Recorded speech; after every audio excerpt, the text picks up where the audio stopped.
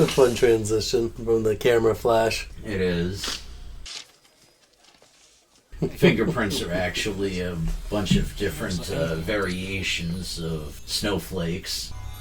And of course he's going to look inside the Santa's sack of presents.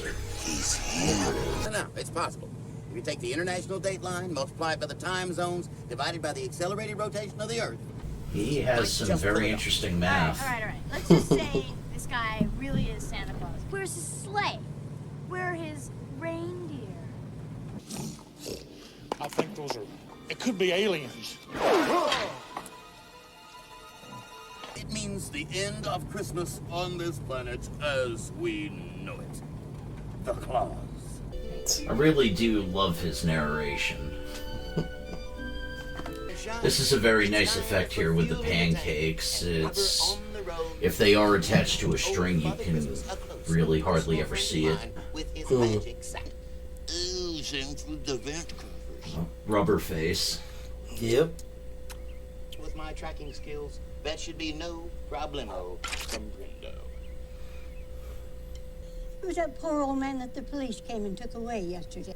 Santa Claus got busted? Ernest always loves to dress up as multiple characters.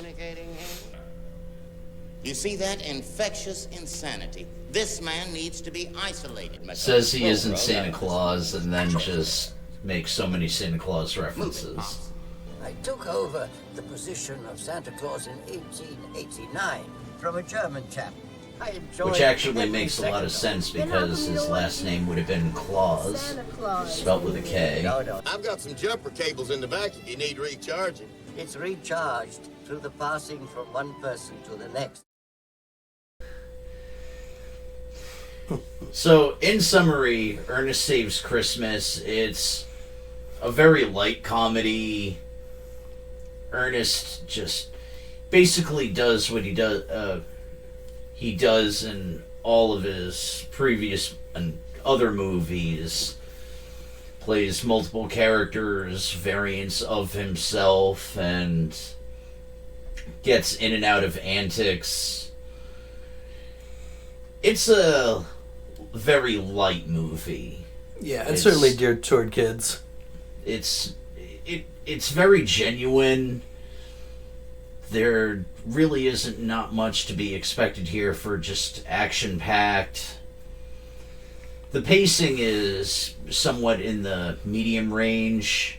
It's like very medium, like not too slow. Yeah, it's fun to see some of the stunts that they have in this.